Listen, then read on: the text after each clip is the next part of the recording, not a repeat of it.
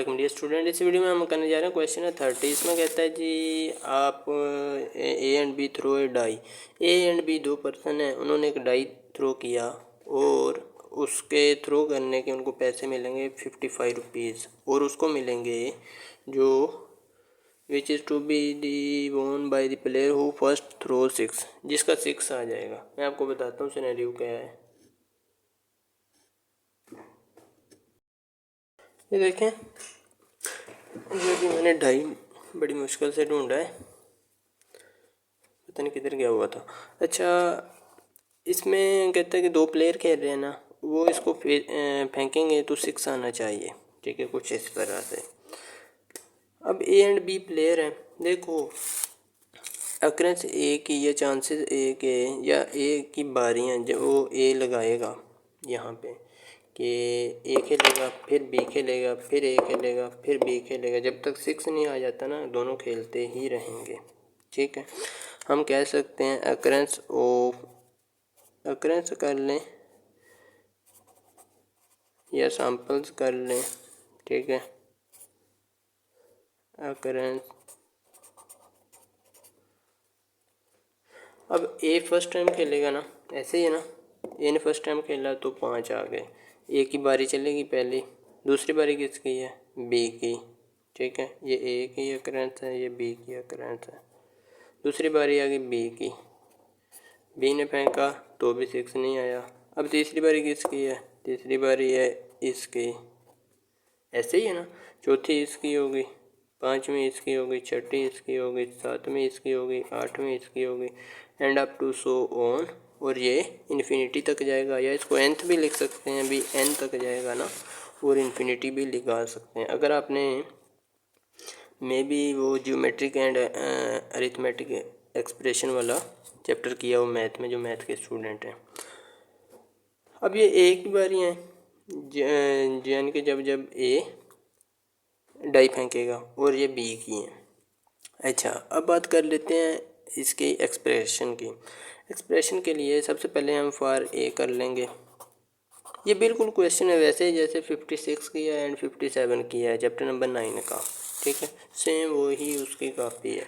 For a के लिए हम कर लेंगे, ए के लिए कौन कौन सी हैं इसकी बेट हैं इसकी 1 3 5 7 एंड 9, आप 11 आगे तक भी लगा सकते हैं, कोई मसला नहीं, बट 3 तक ज़्यादा अच्छी होती हैं। ठीक है, up to so on and तक। वैसे जो ये सीरीज़ है ना, ये प्लस होती है। ठीक है ना, कुछ ऐसे चलती है। मे भी जो जिन्होंने वो चैप्टर किया है मैथ का उनको समझ आ रही होगी। अब इस सीरीज़ का सिनेरियो क्या होता है? सीरीज़ कुछ ऐसे होती है, इसको बोलते हैं ज्योमेट्रिक सीरीज़। ज्योमेट्रिक सीरीज जिसमें 1 3 5 7 है ना, तो इसमें आता है पी क्यू, हर जगह पी क्यू आना है। इसकी जगह भी पी, यहाँ प्लस आ गया, इसकी जगह भी पी क्यू आ गया, यहाँ प्लस आ गया, इसकी जगह भी पी क्यू आ गया। ठीक है, अब मैं आपको पावरें लिख के दिखाता हूँ। ये भी पी क्यू आ गया, अप टू सो ऑन। ठीक हो गया, यहाँ तक क्लियर हो गया। अब आगे देखें, यहाँ पे जो बेसिकली होता है ना, पी पावर 1 होनी है, हर जगह पी पावर 1 होनी है, P power 1 P power 1 P power 1, और क्यू पावर n-1 होनी है। ठीक है, यहाँ पे n इसके लिए ये है, इसके लिए n ये है, इसके लिए n ये है, इसके लिए n ये है, n-1 होनी है, या आप ऐसे कह सकते हैं n-x होनी है। ये x बार बार इनके चेंजिंग हो रही है। ठीक है, n-1 होनी, p power 1 n q power n-1। n क्या है? n है यहाँ पे 1 1 करेंगे तो इसकी पावर 0 बन जाएगी। ठीक है, क्यू पी की पावर हमेशा 1 रहनी हर जगह पे, क्यू की पावर n-1। यहाँ पे n क्या है? 3 है, 3 में से 1 माइनस कर देंगे। यहाँ n है आपका 5, 5 में से 1 माइनस कर देंगे। यहाँ n 7 है, 7 में से 1 माइनस कर देंगे। ठीक है, उम्मीद आप इस चीज़ को समझ रहे होंगे। ये आपने लिखनी नहीं है, आपने डायरेक्ट ऐसे लिखनी है। अभी 1 में से 1 माइनस हुआ तो 0 हो गया। किसी भी चीज़ की 0 पावर हो तो वो 1 के इक्वल होती है। ठीक है, और उसको लिखने की ज़रूरत नहीं होती, क्योंकि क्यू की जगह हम 1 लिख सकते हैं। 1 लिखने से कोई फ़ायदा नहीं होना, 1 ने पी से मल्टीप्लाई होना है, 1 ने पी ने पी बन जाना है, 1 को छोड़ देना है, ठीक है ना। यही काम यहाँ पे लिखेंगे। आपने सीरीज़ कुछ ऐसे लिखनी है, पी आ गया, पी पावर 1 होगी, क्यू पावर इस जगह 0 है, ये 1 के लिए हम कर रहे हैं, ठीक है। एंड यहाँ पे देखें पी क्यू पावर 2 हो गई, ठीक है, प्लस पी क्यू पावर 4 हो गई, प्लस पी क्यू पावर 6 हो गई, अप टू सो ऑन, ये आगे तक चलता जाएगा। अच्छा मैं ठीक है, ये तक क्लियर हो गया। किसी का कोई डाउट हो, ये सीरीज़ बन गई हमारे पास। अब पी क्यू क्या है, पी क्यू है दरअसल इनकी प्रोबेबिलिटीज़। अब आपको पता है एक डाई का, ये अक्सर आपके एमसीक्यूज़ में आता है, एक डाई को अगर फेंकें तो 6 आने के क्या चांसेस हैं। 6 आने के चांसेस में ही वो इंटरेस्टेड है, जिसमें इंटरेस्टेड होगा वो पी होगा, जिसमें इंटरेस्टेड होगा वो पी होगा। ये बात याद रखनी है कि ज्योमेट्रिकल जो आपकी प्रोबेबिलिटी डिस्ट्रीब्यूशन है ना, उनमें ये काम आएगी। पी होगा जिसमें वो पी सक्सेसिव इवेंट होगा, जिसमें वो इंटरेस्टेड होगा, ठीक है। अभी हेड में इंटरेस्टेड है तो यानी कि 6 में इंटरेस्टेड है। 6 आने के चांसेस क्या हैं, ये अक्सर एमसीक्यूज़ आता है। अब ये नहीं लिख देना कि 6 आने के चांसेस जो हैं वो 6/6 है या 1 है, ऐसे नहीं लिख देना। अब 6 आने के चांसेस 1/6 हैं, ठीक है। अगर आपको और एक और बात, अगर आपसे पूछे 4 आने के चांसेस क्या हैं, इसके भी 1/6 हैं, ठीक हो गया, क्योंकि इसके टोटल 6 पेस है ना, डाई के टोटल 6 पेस हैं, इनमें से 4 1 टाइम ही आ रहा है।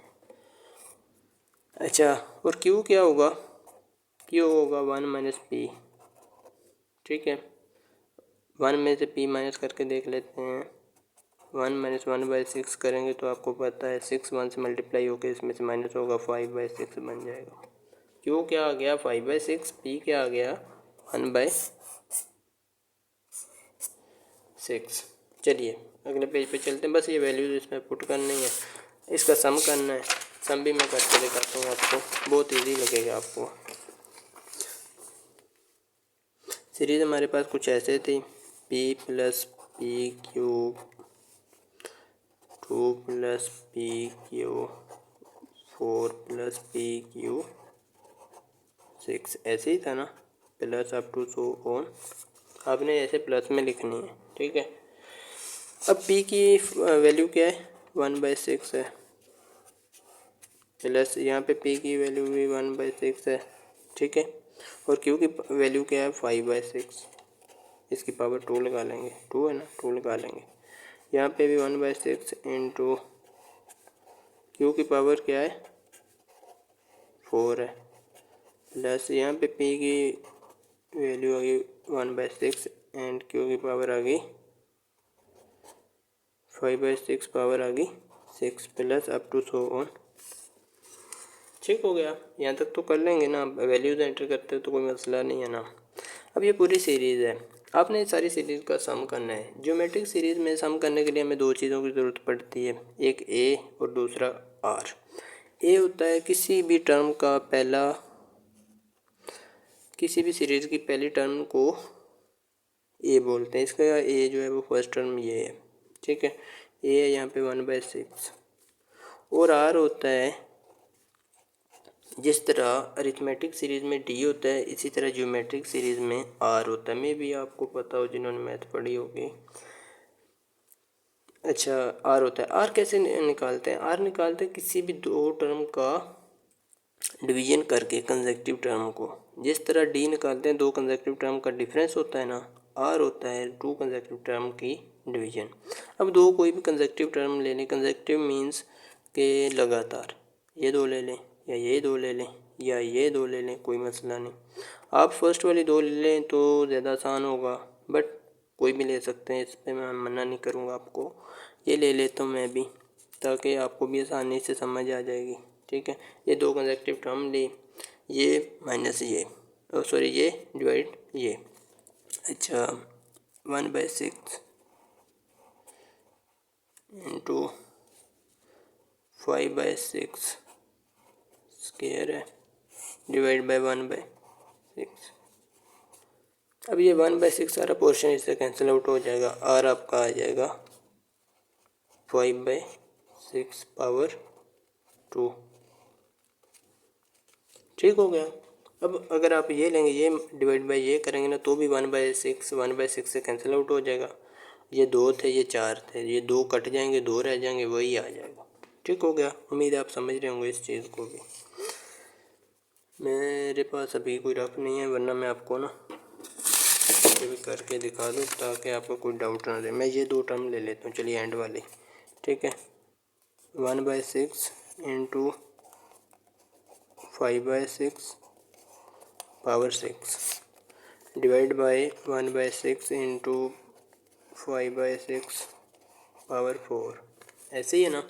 अब ये पूरा फंडा इससे कैंसिल आउट हो जाएगा। ठीक है ना, ये इससे कैंसिल आउट हो गया। अब ये 4 है, ये 6 है, इसमें से 4 कट जाएंगी। ठीक है, 6 में से 4 कट जाएंगे और 2 रह जाएंगे। आपका आ जाएगा 5/6 पावर 2। ठीक हो गया। हर जगह पे यार आपका सेम आएगा। अब ज्योमेट्रिक सीरीज का सम किसके बराबर होता है आपको पता है?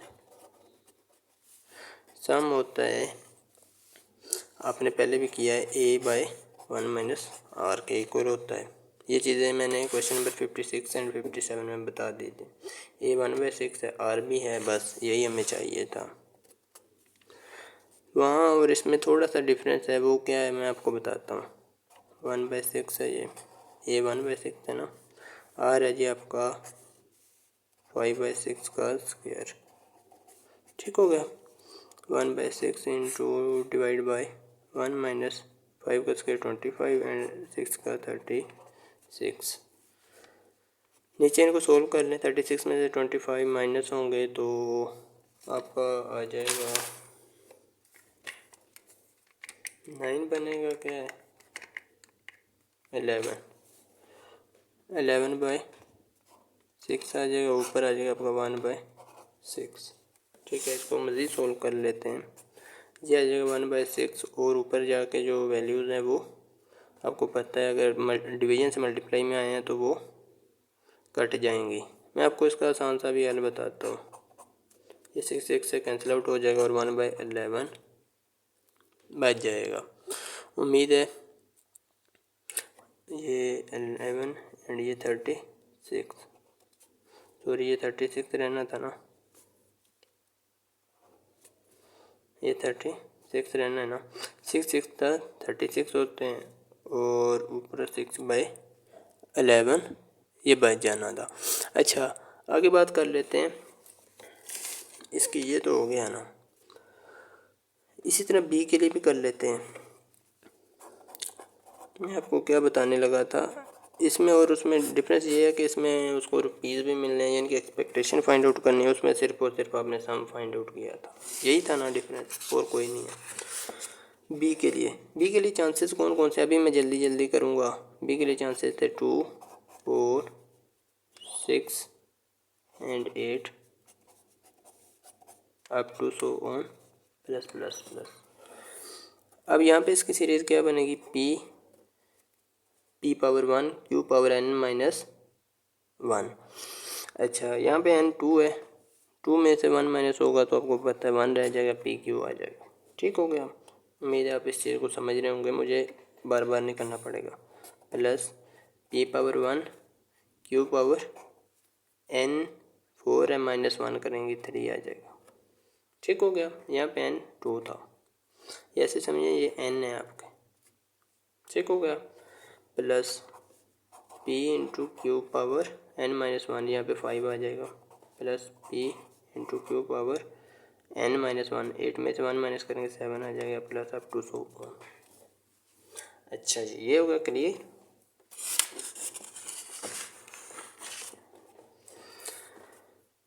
पी क्यू की आपको वैल्यूज़ को पता है, वो लिख लेते हैं। पी की है जी 1/6, क्यू की है 5/6, प्लस पी की है जी आपकी 1/6 एंड क्यू की वैल्यू है 5/6, पावर लेंगे 3, प्लस पी की है 1/6, क्यू की है 5/6, इसकी पावर 5 लेंगे प्लस पी की है 1/6 एंड क्यू की है ये 5/6, इसकी पावर 7 ले लेता हूँ प्लस अप टू 100 ओम कर देता हूँ। ठीक है, यहाँ तक तो समझ आ चुकी होगी ना सबको। जो भी मैंने किया सीरीज़ में वैल्यू पुट अप कर ली। ए है इस सीरीज़ का 1/6 एंड दिस फंडा 5/6। ए होती है पहली टर्म आ गई। अब इसी तरह आर क्या होगा, 2 कंसेक्यूटिव टर्म को डिवाइड कर लें, कोई भी 2 ले लें। चलिए मैं तो पहली ले लेता हूँ, आप अगली भी कोई ले सकते हो, बट आसानी होगी अगर आप पहली 2 लेंगे। ठीक है, ये डिवाइड बाय ये 1/6 डिवाइड बाय 1/6 एंड ये फंडा डिवाइड बाय पिछली टर्म इससे है 1/6 इंटू 5/6। और हमेशा सेम ही आता है। चलिए ये 1/6 इससे कैंसिल आउट हो गया। अब ये एक है, एक फंडा, ये 3 है, एक कट जाएगा, बाकी 2 रह जाएंगे, यानी कि 5/6 पावर 2 रह जाएगी। ठीक हो गया, उम्मीद है आपको इसकी भी समझ आ चुकी होगी। अब इस सीरीज़ का सम कर लेते हैं।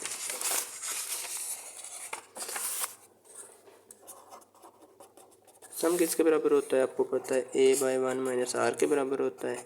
ए है जी आपका 1/6 into 5/6 divide by 1 minus R. 1 minus R है जी आपका 5/6 का स्क्वायर। अच्छा मैंने आपको इसका आसान तरीका बताना था, हाँ सच वो भूल गया, वो मैं बता देता हूँ। इनको मल्टीप्लाई कर लें, ये आ जाएंगे 5/6 को 6 से मल्टीप्लाई हो जाएगा 36 हो जाएगा। ठीक है, नीचे वही आ जाएगा जो आपने पहले किया था 1 माइनस 25/36, ये 5/36 आएंगे, ये आ जाएंगे आपके 36 में से 25 माइनस होंगे 11/36 आ जाएगा।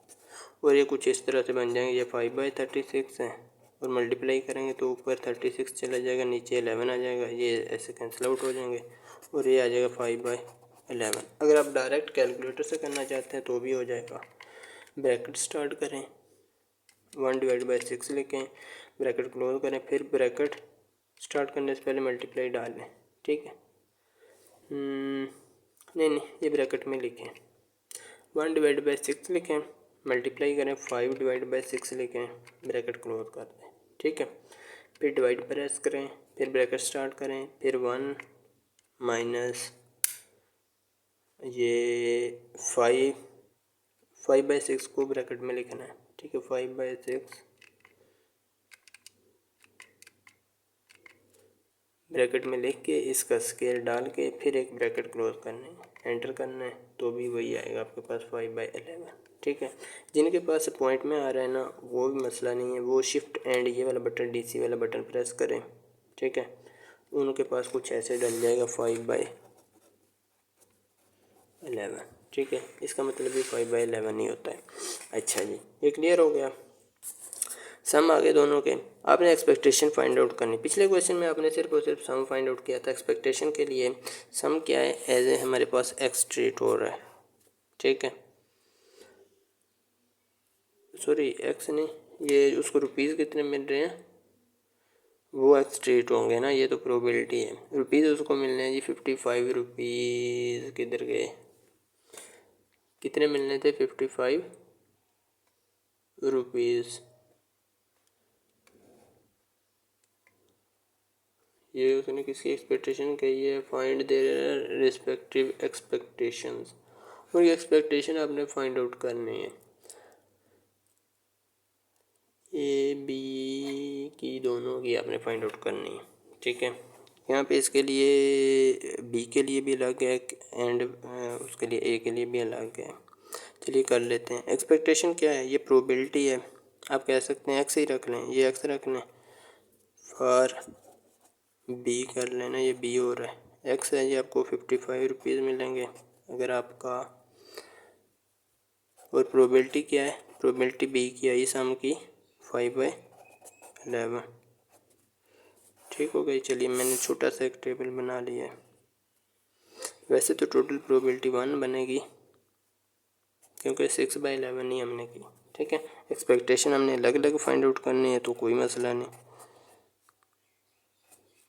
एक्सपेक्टेशन क्या होगी, एक्स वाले कॉलम को प्रोबेबिलिटी ऑफ एक्स वाले से मल्टीप्लाई कर लें, 55 मल्टीप्लाई बाय 5/11 दैट इज़ जो भी आएगी, ठीक है।